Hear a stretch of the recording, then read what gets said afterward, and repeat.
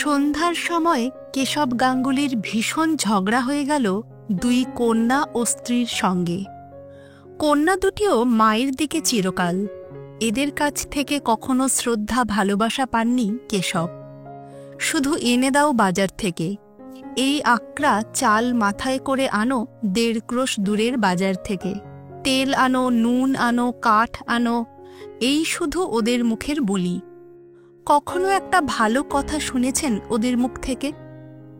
ব্যাপারটা সেদিন দাঁড়ালো এই রকম। সন্ধ্যার আগে কেশব গাঙ্গুলি হাট করে আনলেন। তার বয়স 72 বছর। চলতে আজকাল যেন পা কাঁপে, আগের মতো শক্তি নেই আর শরীরে। 2.5 টাকা করে চালের কাঠা, 2 কাঠা চাল কিনে আর তাছাড়া তরিতরকারি কিনে ভীষণ কর্দমময় পিচ্ছিল পথে কোনো রকমে পড়তে পড়তে বেঁচে গিয়ে কেশব গাঙ্গুলি তো হাটের বোঝা বাড়ি নিয়ে এলেন। স্ত্রী মুক্তকেশী বললে, দেখি কিরকম বাজার করলে? পটলগুলো এত ছোট কেন? কত করে সের? 10 আনা। ও বাড়ির পল্টু এনেছে 9 আনা সের। তুমি বেশি দর দিয়ে নিয়ে এলে, তাও ছোট পটল।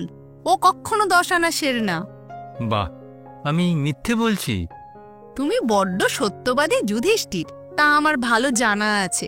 আচ্ছা রও, ও পটল আমি ওজন করে দেখব। কেন, আমার কথা বিশ্বাস হলো না? না, তোমার কথা আমার বিশ্বাস তো হয়ই না। সত্যি কথা বলবো তার আবার ঢাক ঢাক গুড়গুড় কি? এই হলো সূত্রপাত। তারপর কেশব গাঙ্গুলি হাত পা ধুয়ে রোজকার মতো বললেন, ও ময়না, চাল ভাজা নিয়ে আয়। ময়না কথা বলে না, চাল ভাজার বাটিও আনে না। তাতে বুঝি কেশব বলেছিলেন, কই, কানে কি তুলো দিয়ে বসে আছো নাকি? ও ময়না। ছোট মেয়ে ময়না নীরস সুরে বললে, চাল ভাজিনি। কেন? রোজ রোজ চাল ভাজা খাওয়ার চাল জুটছে কোথা থেকে? তাছাড়া আমার শরীরও ভালো ছিল না। কেন, তোর দিদি? দিদি সেলাই করছিল। এটা খুবই স্বাভাবিক যে 72-73 বছরের বৃদ্ধ কেশব গাঙ্গুলি 10 ভারী মোট বয়ে এনে মেয়েদের এ উদাসীনতায় বিরক্ত হবেন বা প্রতিবাদে 2 কথা শোনাবেন। কিন্তু তার ফল দাঁড়ালো খুবই খারাপ। 5 জনের সামনে বলবার কথা নয়, বলতেও সংকোচ হয়। ছোট মেয়ে ময়না তাকে একটা ভাঙা ছাতির বাঁট তুলে মারতে এলো। মেজ মেয়ে লীলা বললে, তুমি মরো না কেন? মরলে তো সংসারের আপদ চোখে। স্ত্রী মুক্তকেশী বললে, অমন আপদ থাকলেও যা, না থাকলেও তা। কেশব গাঙ্গুলি রেগে ঘর থেকে বেরিয়ে গিয়ে বললেন, আমি তোদের ভাত আর খাবো না, চললাম। মুক্তকেশী ও ছোট মেয়ে ময়না একসঙ্গে বলে উঠল, যাও না, যাও। ময়না বললে, আর বাড়ি ঢুকো না, মনে থাকে যেন। শুনে বিশ্বাস হবে না জানি, কিন্তু একেবারে নির্জলা সত্যি। আপন মেয়ে বুড়ো বাবাকে ছাতি তুলে মারতে যায়। কেশব গাঙ্গুলি রাত্রে বাইরের ভাঙা চণ্ডীমণ্ডপে শুয়ে রইলেন। কেউ এসে খেতেও ডাকলে না, মাও না, মেয়েরাও না। সত্যি কেউ ডাকতে আসবে না এটা কেশব বুঝতে পারেননি, ধারণাও করতে পারেননি। তাই ঘটে গেল অবশেষে। না খেয়ে সমস্ত রাত কাটল কেশব গাঙ্গুলির নিজের পৈতৃক ভিটেতে, স্ত্রী ও 2 কন্যা বর্তমানে। একথা ভাবতে পারা যায়? কেশব গাঙ্গুলি সত্যি কখনো ভাবেননি যে তিনি এতটা হেনস্থার পাত্র তাঁর সংসারে। মেয়েরা বা স্ত্রী তাকে কেউ ভালোবাসে না, এ তিনি অনেকদিন থেকেই জানেন। কিন্তু তার বহর যে এতটা, তা তিনি ধারণা করবেন কিভাবে? ক্ষুধায় ও মশার কামড়ের যন্ত্রণায় সারা রাত কেটে গেল ছটফট করে। সকালে উঠে আগে কেশব নদী থেকে স্নান সেরে এসে সন্ধ্যান্নিক ও জপ করে নিয়ে প্রতিবেশী যদুনন্দন মজুমদারের বাড়ি চা খেতে গেলেন। যদুনন্দন বললেন, কি কাকা, আজ এত সকালে? কি মনে করে? এ কথার উত্তরে কেশব গাঙ্গুলি বললেন কাল রাত্রের কথা, পরিবার ও মেয়ে দুটির দুর্ব্যবহারের কাহিনী। যদুনন্দনের কাছে এ কথা নতুন নয়। পাড়ার মেয়েদের কানাকানির মধ্যে দিয়ে কেশব গাঙ্গুলির দুরবস্থার কথা অনেকদিন শুনেছেন তিনি। তবুও বিস্ময়ের ভান করে বললেন, সে কি কাকা, বলেন কি? কাল রাত্রে খাননি? এ বড্ড অন্যায় কাকিমার। ছি ছি ছি, এবেলা আপনি আমার বাড়ি খাবেন, বসুন। কেশব গাঙ্গুলি আর বাড়ি এলেন না। সেখানেই দুপুর পর্যন্ত থেকে আহারের পর যখন বাড়ি এলেন, তখন এক ভীষণ কাণ্ড বেঁধে গেল। মুক্তকেশী বললে, আবার বাড়িতে কেন? যাও, দূর হও। যে বাড়িতে গিয়ে নিন্দে রটনা করে এক পাথর ভাত মেরে এলে, সেখানেই যাও না। কতদিন খেতে দেয় দেখি একবার। মেয়েরাও বললে, বেশ তো, পরের বাড়ির টোকলা সেধে কতদিন চলে দেখি না, এখানে আবার কেন, যাও। কাকে কি বলেছি আমি? আহা নেকা, আমরা যেন আর জানি নেই। এই তো যদুদার মেয়ে ঘাটে আজ ব্যাখ্যান করেছে সবার কাছে। ওই বুড়ো মানুষ ওকে খেতে দেয়নি, দূর দূর করে তাড়িয়ে দিয়েছে, মেরেছে। সে কত কথা, আমরা কি শুনিনি কিছু? তা তো মিথ্যে কিছু বলিনি। মেরেছিলাম? তোমাকে আমরা মেরেছিলাম? খেতে দিইনি আমরা? তুমি না তেজ করে চণ্ডীমণ্ডপে গিয়ে শুয়ে রইলে, আবার লাগানি ভাঙানি পাড়ায় পাড়ায়। বেশ, লাগাও, লাগিয়ে করবে কি? যাও না, যেখানে খুশি যাও, আমরা তো বলছি বেরো না। ছোট মেয়ে বললে, মরেই যাও না, মরলে তো বাঁচি। কেশব গাঙ্গুলি ঘরের মধ্যে ঢুকে জামা কাপড় পরে একটা থলের মধ্যে কাপড় গামছা পুরে নিয়ে তেড়ে পুড়ে বাড়ি থেকে বেরুলেন। বলে গেলেন, বেশ, তাই যাচ্ছি, আর তোদের বাড়ি আসবো না, চললাম। মুক্তকেশী চেঁচিয়ে বললে, তেজ করে যেমন বেরুনো হলো, তেমনি আর ঢুকো না বাড়িতে কালা মুখ নিয়ে। দেখব তেজ, কে জ্বর হলে দেখে দেখব। কেশব গাঙ্গুলি হন হন করে বাড়ি থেকে চলে গেলেন। হোক জ্বর, নৈহাটি থেকে এখানে এসে পর্যন্ত ম্যালেরিয়ায় ভুগছেন। দুর্বল করে ফেলে দিয়েছে বড়। তা হোক, যা হয় হবে। কেশব গাঙ্গুলি রেলে চাকরি করতেন। চাকুরি থেকে অবসর নিয়ে নৈহাটিতে বাড়ি করেছিলেন। কিন্তু 12-14 বছর বসে খেয়ে প্রভিডেন্ট ফান্ডের সামান্য টাকা যা বাড়ি তৈরির পর অবশিষ্ট ছিল, ক্রমে ক্রমে ফুরিয়ে যেতে লাগল। এখন ছোট মেয়ের বিয়ে বাকি, টাকা ফুরিয়ে গেলে কি খাবেন? অগত্যা নৈহাটির বাড়ি বিক্রি করে পৈতৃক গ্রামে এসে এই 2 বছর বাস করছেন। শরিকদের সঙ্গে ঝগড়া করে 2 ঝাড় বাঁশ ও বিঘে 2 ধানের জমি ভাগ পেয়ে যা হোক একরকম চালিয়ে যাচ্ছিলেন। কিন্তু মেয়ে দুটি আর পরিবারের জন্য সত্যি তার সংসারে বিতৃষ্ণা হয়ে গিয়েছে। মেজ মেয়ের বিয়ে দিয়েছিলেন, কিন্তু স্বামীর চরিত্র ভালো নয়। সে মেয়ে তার কাছেই আছে বিয়ের 2 বছর পর থেকেই। সব দিক থেকেই তাঁর গোলমাল। ভেবেছিলেন ছোট মেয়েটার বিয়ে দিয়ে একরকম নির্ঝঞ্ঝাট হবেন, কিন্তু আর সংসারে তার দরকার নেই। যাদের জন্য চুরি করেন তারাই বলে চোর, সে সংসার আর ধরতে আছে? কেশব গাঙ্গুলি রেলের বোতাম বসানো সাদা কোট একখানা নিয়ে বেরিয়েছেন। রেলের ভাড়া লাগবে না। রেলের বোতামওয়ালা কোট দেখলে ছেলে ছোকরা টিকিট চেকাররা একবার চেয়ে দেখে চলে যায়, কিচ্ছু জিজ্ঞাসা করে না। একটি পয়সা তার নিজের হাতে নেই।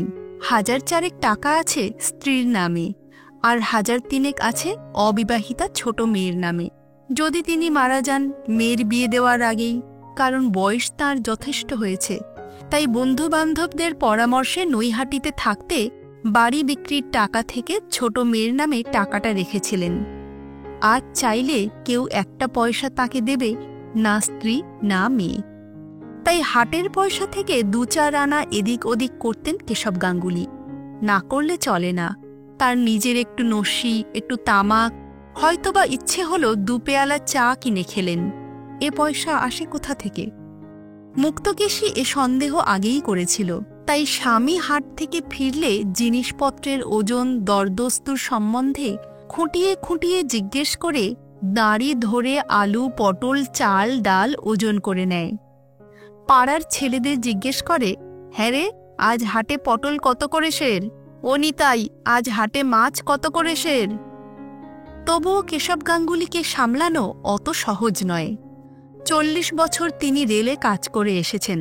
মুক্তকেশী যতই কৌশল করুক, যতই সতর্ক হোক, কেশব গাঙ্গুলির ফাঁক ধরতে পারা অত সহজ কাজ বুঝি? পটলের মধ্যে বাসি তাজা নেই, দেখলে হয়তো ঠিক ধরা যায় না, কিন্তু দর বিভিন্ন। মাছের মধ্যেও দরের তারতম্য নেই, কত ধরবে মুক্তকেশী? না করলেই বা কেশব গাঙ্গুলির বাজে খরচ চলে কোথা থেকে? চাইলে স্ত্রীর হাত থেকে পয়সা বার করা শক্ত, ওই নিয়েই তো যত ঝগড়া। কেশব গাঙ্গুলি বাড়ি থেকে বেরিয়ে স্টেশনে এসে পৌঁছলেন বেলা 3টের সময়। কাল হাট থেকে ফিরবার সময় 6 আনা পয়সার হেরফের করেছিলেন। সেই পয়সা পকেটে খুচরো আছে, আর আছে গুপ্তস্থান থেকে সন্তর্পণে বার করা 3 টাকা 7 আনা। এই 3 টাকা 13 আনা ছাড়া জগতে তাঁর বলতে আর কোথাও কিচ্ছু নেই। হ্যাঁ, অবশ্যই পকেট ঘড়িটা আছে, সেটাও রেলের জামার বুক পকেটে এনেছেন। বিক্রি করলে 30-40 টাকা হবে। সেকালের কুরভাইজারের ফ্রেরিসের ঘড়ি, এখনকার মতো ফঙ্গবেলে জিনিস নয়। স্টেশনের কাছে একটা জামগাছের তলায় পাকিস্তানের উদ্বাস্তুদের পান বিড়ির দোকান। পান কিনলেন 2 পয়সার, বিড়িও 2 পয়সার। পান খেয়ে বিড়ির ধোঁয়া টেনে কেশব গাঙ্গুলির শরীরের কষ্ট খানিকটা দূর হল। এতক্ষণ চিন্তা করবার মতো অবস্থা তাঁর ছিল না। তিনি আপাতত যাবেন কোথায় সেটা কিছু ঠিক করেননি, না ঠিক করেই বাড়ি থেকে বেরিয়েছেন অবশ্যই। এখনও ট্রেনের ঘণ্টাখানেক বিলম্ব আছে। যাবেন কোথায়? যেখানেই যান খেতে তো হবে। 3 টাকা 13 আনায় স্বাধীনভাবে খাওয়া কতদিন চলবে? মেয়ের বাড়ি যাবেন? জামাই কাজ করে টিটাগড়ের কাগজের কলে, টিটাগড়েই বাসা, সেখানে যেতে লজ্জা করে। এই গত জ্যৈষ্ঠ মাসে সেখানে গিয়ে 2 দিন ছিলেন। অবশ্যই জামাই ষষ্ঠীর তত্ত্বস্বরূপ নিয়ে গিয়েছিলেন কিছু আম ও 2টো কাঁঠাল। বারবার জামাই বাড়ি যেতে আছে। বিশেষ করে আজকাল রেশনের চালের দিনে কারোর বাড়িতেই 1 বেলার বেশি 2 বেলা থাকতে নেই। কি মনে করবে যে দিনকাল পড়েছে? ট্রেন এসে পড়ল। উঠে পড়লেন এক কোণে। রেলের জামা আছে, টিকিট লাগবে না। হু হু করে ট্রেন চলল। কাশফুলের ক্ষেতে কাশফুল ফুটতে শুরু করেছে। খুব বৃষ্টি হওয়ায় ধানের ক্ষেত জলে ডুবুডুবু। অনেক জায়গায় এখনও ধান বুনছে, আমন ধান। খুব ভুল করেছেন কেশব। যখন কাজ থেকে অবসর নিলেন তখন প্রভিডেন্ট ফান্ডের দরুন 9,000 টাকা পেয়েই যদি তা থেকে কিছু ধানের জমি কিনতেন নিজের নামে, তবে আজ স্ত্রী আর মেয়েরা এমন হেনস্থা করতে পারত? স্ত্রী আর মেয়েদের দুর্ব্যবহারের কথা মনে আসায় চোখ দিয়ে জল পড়ল। কোঁচার খুঁটে মুছলেন। কি না করেছেন ওদের জন্য। ওই ছোট মেয়েটার নৈহাটিতে থাকতে একবার টাইফয়েড হয়েছিল। কেশব গাঙ্গুলি রাত জেগে ঘণ্টায় ঘণ্টায় থার্মোমিটার দেখেছেন, ওষুধ খাইয়েছেন। কই অবহেলা করতে পেরেছিলেন? 160 টাকা খরচ হয়ে যায় সেই অসুখে। ওই স্ত্রী মুক্তকেশী সেবার হাঁপানির মতো হল। চুচুড়ায় নিয়ে গিয়ে সপ্তাহে সপ্তাহে কবিরাজ দেখানো, অনুপানের ব্যবস্থা করা। পাছে আগুনের তাতে কষ্ট হয় বলে রাঁধতে দিতেন না, রান্নাঘরের কাছে যেতে দিতেন না। রাত্রে শুয়ে ভাবতেন এই বয়সে হাঁপানি হল, মুক্তকেশী বড় কষ্ট পাবে, কি করা যায়? রঘুনাথপুরের পীতাম্বর দাসের কাছে হাঁপানির মাদুলি পাওয়া যায়, তাই কি আনাবেন? কত ভেবেছেন, কত ব্যস্ত হয়েছিলেন। সেই মুক্তকেশী তাকে আজ বললে বাড়ি থেকে বেরিয়ে যাও, আর এসো না। ছোট মেয়ে বললে মরো না তুমি, মলেই বাঁচি, তুমি মলেই বা কি? কেন, তিনি কি ওদের জন্য কিচ্ছু করেননি? চিরকাল রেলে টরেটক্কা করেছেন, তবে কাদের জন্য? খাইয়ে মাখিয়ে বড় না করলে ওরা অত বড় হলো কি করে? আজ কিনা তিনি মরে গেলে ওরা বাঁচে। তিনি আজ সংসারের আপদ এই 73 বছর বয়সে। এই 73 বছর বয়সেও গত আষাঢ় মাসে যখন কাঠের ভয়ানক অভাব হল, নিজে বাঁশঝাড় খুঁজে খুঁজে শুকনো বাঁশ আর কঞ্চি কেটে গোয়ালে ডাং করেননি, পাছে স্ত্রী বা মেয়েদের রান্নার এতটুকু অসুবিধে হয় সেজন্য। এই ভীষণ জলকাদার পথে মোট বয়ে নিয়ে যাননি।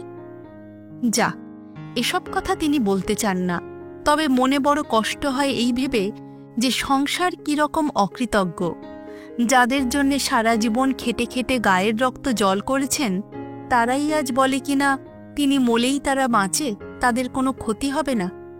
কেশব গাঙ্গুলির মনের মধ্যেটা হাহা করে উঠল দুঃখে। চোখে আবার হুহু করে জল এলো। কোঁচার খুঁটে মুছলেন। আজ যদি টিকিট।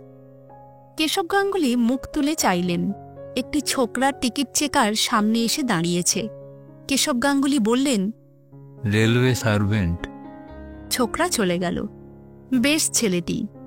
ওই রকম একটি ছেলে যদি আজ তাঁর থাকত, তাহলে ওরা এমন কথা বলতে সাহস পেত না। সবই অদৃষ্ট। ছেলে তাঁর হয়নি, হয়েছিল। তখন তিনি ৩ পাহাড় স্টেশনের তারবাবু।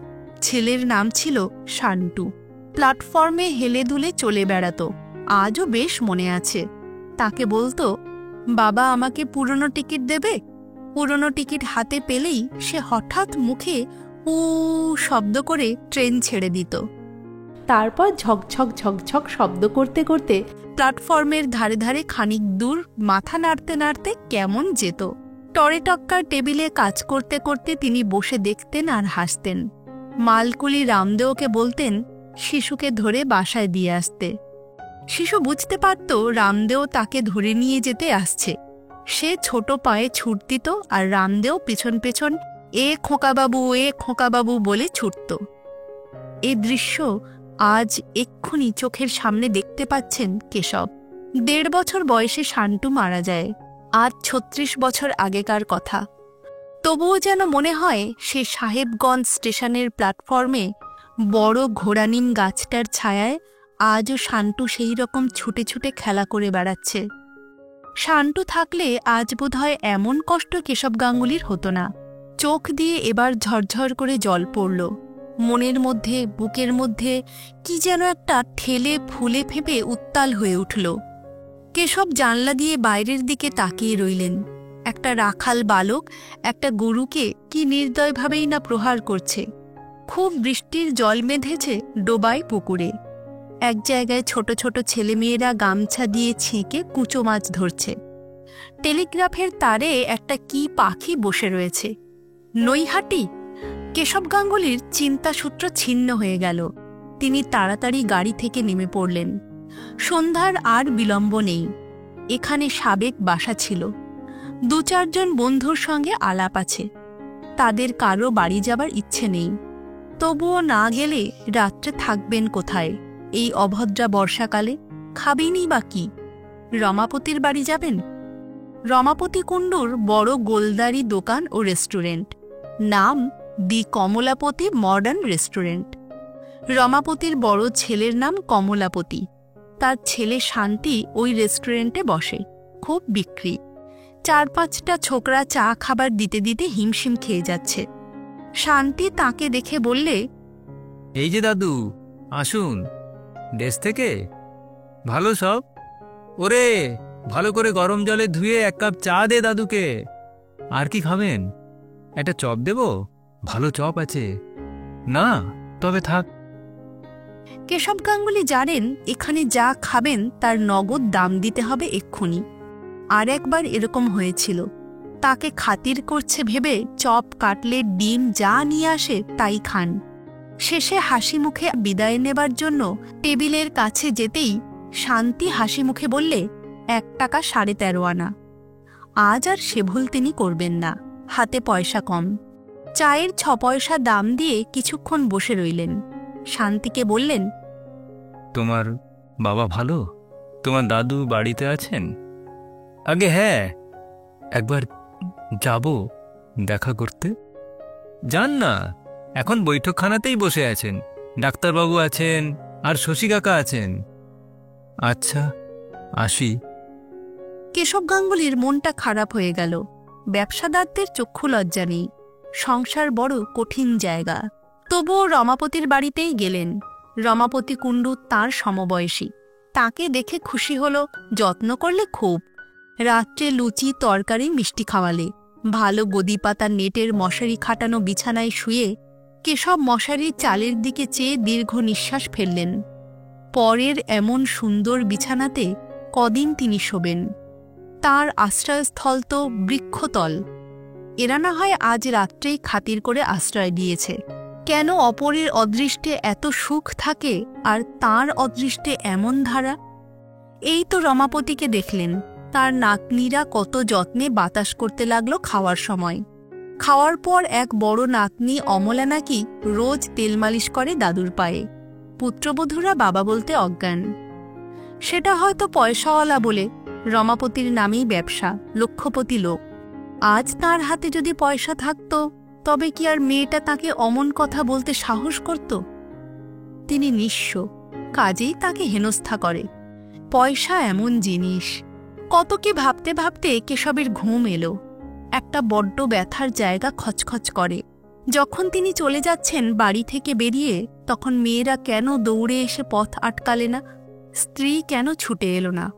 সব মিথ্যে, সব ভুয়ো, সব স্বার্থের দাস। দয়া, মায়া, স্নেহ, মমতা পৃথিবীতে নেই। রমাপতি কুণ্ডু লক্ষপতি, তাই আজ নাতি নাতনি তার পায়ে তেল মালিশ করে, পুত্রবধূরা দুধের বাটি মুখে ধরে। যদি তার টাকা থাকত, তার আদরও ওই রকমই হতো। সকালে উঠে রমাপতি কুণ্ডু বললে, গঙ্গা স্নান করবেন না গাঙ্গুলি মশাই? গঙ্গাহীন দেশে থাকেন, গঙ্গা স্নানটা করলে ভালো হতো। দুজনে গঙ্গা স্নান করে এলেন। তারপর রমাপতির ছোট নাতনি তাদের দুজনের জন্য শ্বেতপাথরের রেকাবিতে কাটা পেঁপে, কলা, ন্যাশপাতির টুকরো আর সন্দেশ, রসগোল্লাও চমচম নিয়ে এলো।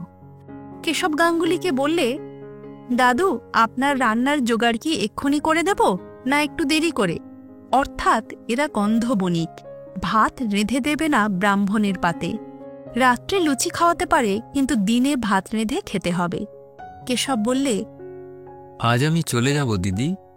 রমাপতি কুণ্ডু বললে, সে কি কথা গাঙ্গুলি মশাই, আজ ওবেলা আপনাকে নিয়ে হরিসভায় ভাগবত পাঠ শুনতে যাব ঠিক করে রেখেছি।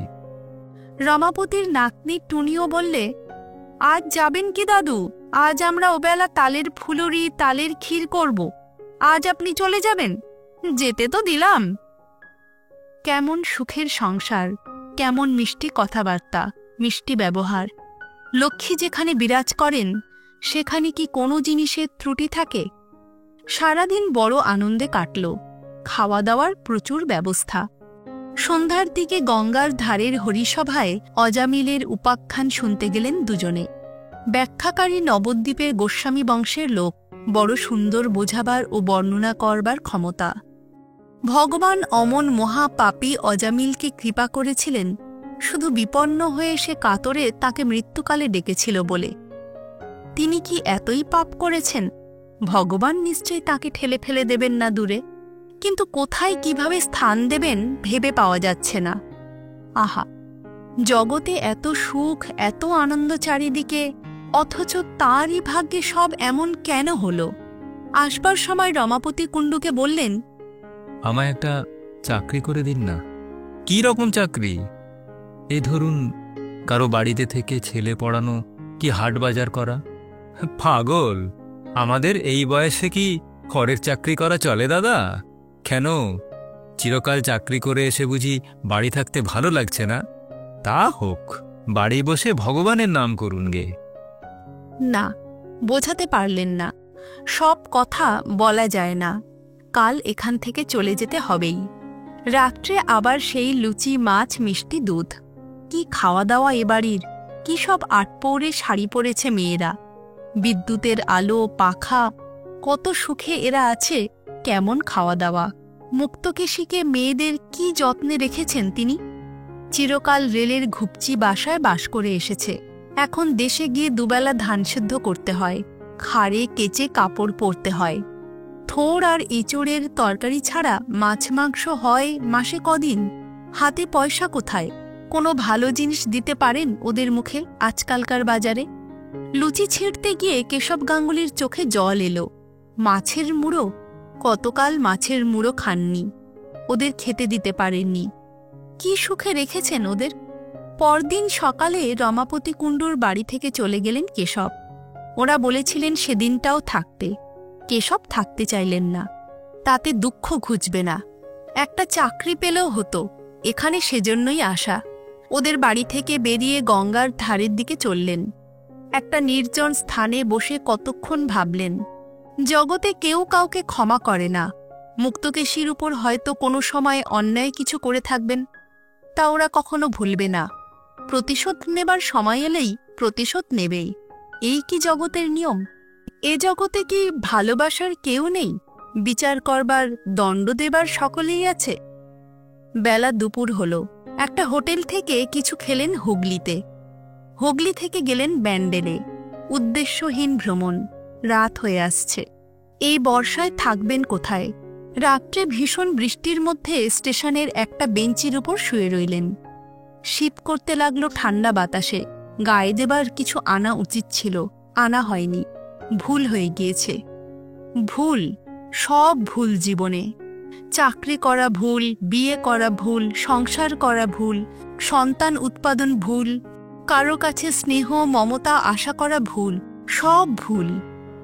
জীবনটা একটা মস্ত ভুল, একটা মস্ত ফাঁকা, একটা মস্ত ফাঁকি। না, ওসব আর তিনি ভাববেন না।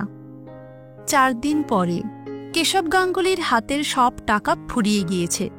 ব্যান্ডেল স্টেশনের বেঞ্চিতে শুয়ে কদিন কাটল। কাল থেকে কিছু খাওয়া হয়নি। খুব খিদে পেয়েছে। চলবে কি করে তার? শরীর ঝিমঝিম করছে খিদেতে। 73 বছর বয়সে খিদে সহ্য করবার মতো শক্তি নেই তার। সত্যিই বড় খিদে পেয়েছে। কি করবেন এখন? ঘড়িটা বেচবেন? মনে পড়ে তার প্রথম যৌবনে তিনি ব্যান্ডেল স্টেশনের সিগন্যাল ক্লার্ক ছিলেন। ওই তো তার সেই ঘর, সেই টেবিল, সব সেই রকমই আছে। তার কোয়ার্টার সেখানে ছিল না। গঙ্গার ধারে একটা ছোট্ট বাড়ি ভাড়া করে পিসিমাকে নিয়ে থাকতেন। বাসার কাছে একটা ঘোড়ানিম গাছ ছিল। 50 বছর আগেকার কথা, অর্ধ শতাব্দী। আশ্চর্য, সেই টেলিগ্রাফের টেবিলটা আজও আছে। মুক্তকেশীর সঙ্গে তখন সবে বিয়ে হয়েছে। ঘোড়ানিম গাছের তলাকার সেই বাসায় মুক্তকেশী ঠিক সন্ধ্যা 7টার সময় জানালার কাছে এসে দাঁড়িয়ে থাকত। তিনি ফিরবেন তাকে দেখবে বলে। ষোড়শী বালিকা মুক্তকেশী। কি হাসি ছিল মুখের! চোখ হাসত তাকে দূরে পথের উপর দেখতে পেয়ে। আছে সেই বাড়িটা আজও। তাদের দুজনের অতীত যৌবনের সুখের প্রহরগুলির সাক্ষী সেই বাড়িটা। একদিন বললেন, আচ্ছা মুক্ত, তুমি দাঁড়িয়ে থাকো কেন জানালায়? মুক্ত বলেছিল, তুমি আসো তাই। কেন? পথের উপর দেখতে পেয়ে খুশি লাগে। কতক্ষণ দেখিনে। মন কেমন করে? তা করে না। একদিন মনে আছে তাকে জানলা থেকে বললে, আজ কি করেছি বলো তো তোমার জন্যে? কি গো? ডালপুরি। সত্যি? হ্যাঁ, এসে দেখো। তারপর তিনি বাড়িতে ঢুকলে তাকে পাখার বাতাস দিয়ে সুস্থ করে মুক্ত পিঁড়ি পেতে বসিয়ে 16-17খানা গরম ডালপুরি খাইয়েছিল কত যত্ন করে। আর সেই মুক্তকেশী আজ 50 বছর পরে তাকে দূর দূর করে বাড়ি থেকে তাড়িয়ে দিল। আজ যখন মুক্তকেশীর সেবা সবচেয়ে তার দরকার হয়েছে, তখন চোখ দিয়ে জল পড়ল হুহু করে কেশব গাঙ্গুলির। কেমন যেন মনে হলো সব শূন্য। ওই আকাশের নিরালা মেঘগুলির মতোই তার মন শূন্য, জীবন শূন্য, নিরালা নিরবলম্বন। পৃথিবীতে কেউ তার কোথাও নেই। 50 বছর আগের সেই ষোড়শী রূপসী মুক্তকেশীকে আজ আর কোথাও খুঁজলে পাওয়া যাবে না। কোন অজানা দিগন্তে সে মিলিয়ে গিয়েছে বহুকাল আগে। জীবনটা কেন এত বড় ফাঁকি, এত বড় মিথ্যে, এত বড় জুয়োচুরি?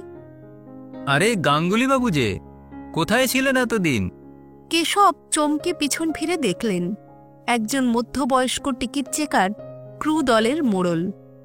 ওর নামটা তিনি জানতেন, এইমাত্র তিনি হঠাৎ ভুলে গেলেন। বুড়ো হয়েছেন, মুখ দেখে এখন আর ভালো বলতে পারেন না।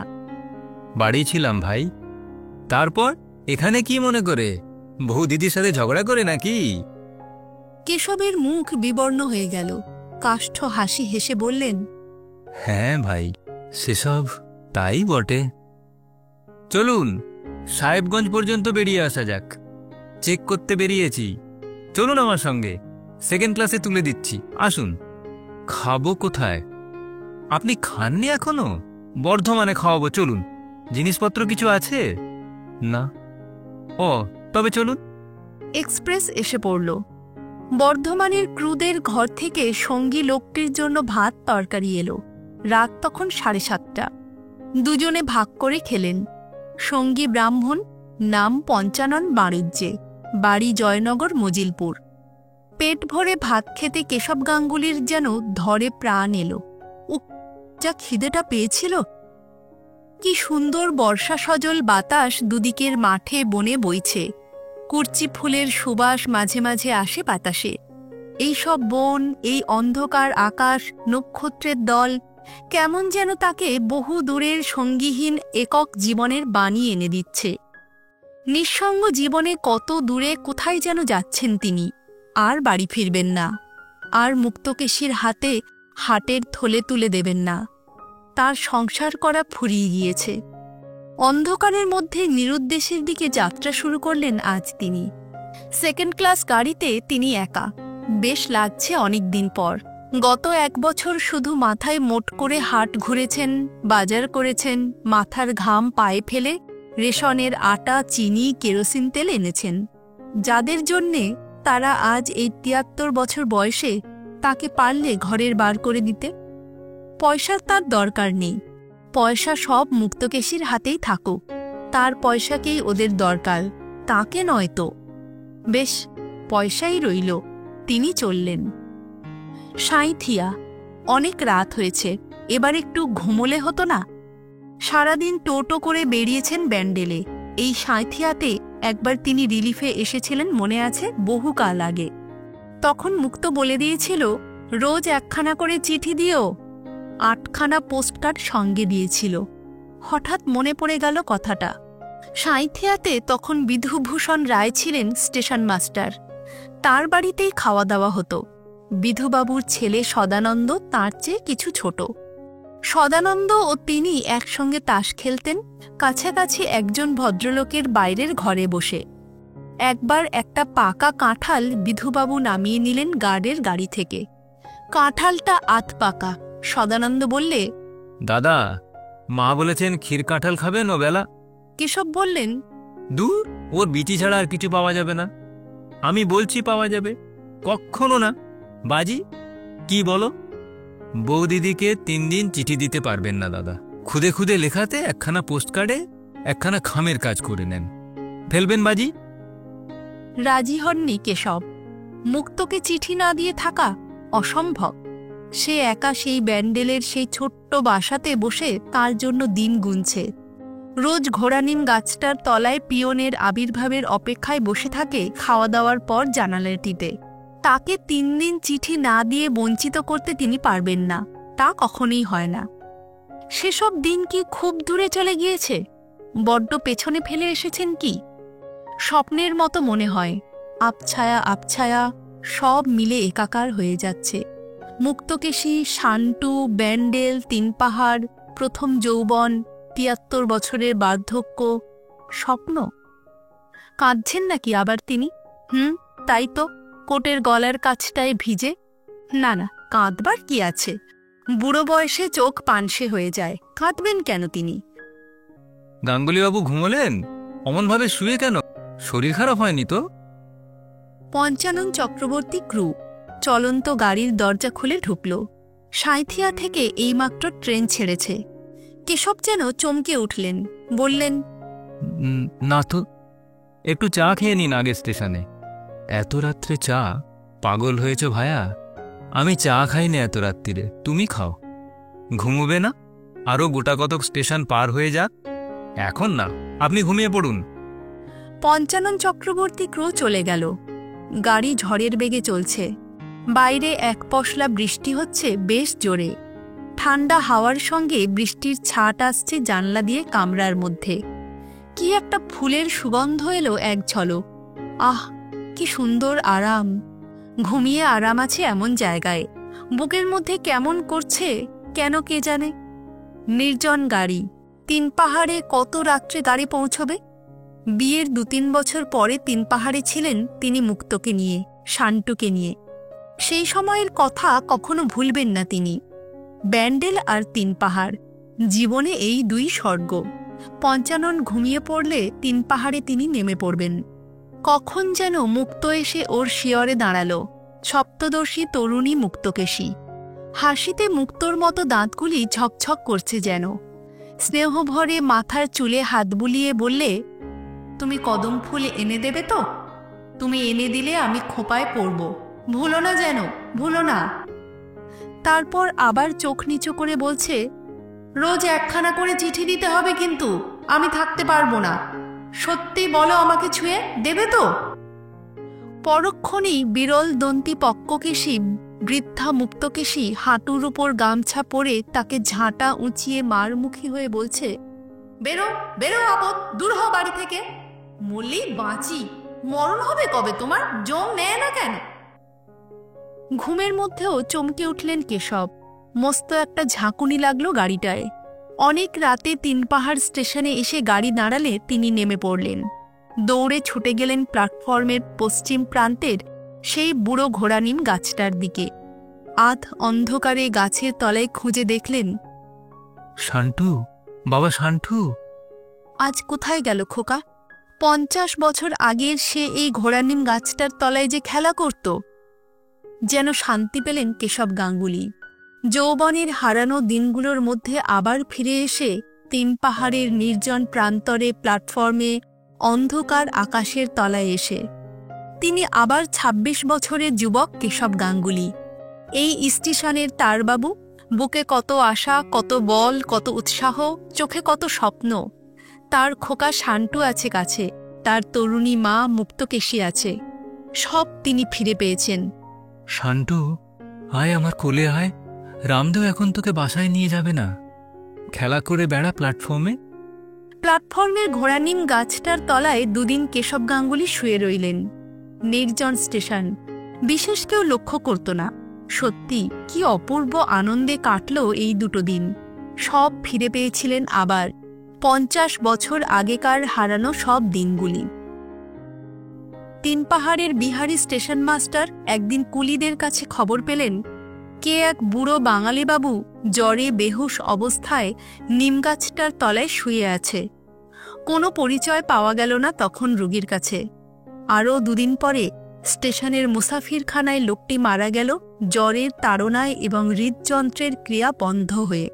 তখন মৃত ব্যক্তির শিয়রের তলা থেকে রেলের বোতামযুক্ত কোট বের হওয়াতে চারধারে জানাজানি হল এবং ক্রুম্যান পঞ্চানন চক্রবর্তী এসে পড়ে সব পরিচয় দিলে। কিন্তু সে দেশের ঠিকানা কিছুই জানে না, দিতে পারলেও না কোনো খবর। ব্যান্ডেল স্টেশনে দেখা হয়েছিল এই পর্যন্ত। কোথায় থাকতেন সে তখন বলতে পারলে না। আরও কয়েকদিন পরে মুক্তকেশী ও মেয়েরা টেলিগ্রাম পেয়ে এসে পড়লেন যেদিন তিন পাহাড়ে, তার কয়েকদিন আগে কেশব গাঙ্গুলির অস্থি কখানা সক্রিগলি ঘাটের গঙ্গায় স্থান পেয়ে গিয়েছে রেলের বাবুদের সহযোগিতায়। মুক্তকেশী শুধু ফিরে পেলেন ক্রুভাইজার ফ্রেরিসের সেই ঘড়িটা। লিসেন চ্যানেলে আজকে শুনলেন বিভূতিভূষণ বন্দ্যোপাধ্যায়ের লেখা ঝগড়া।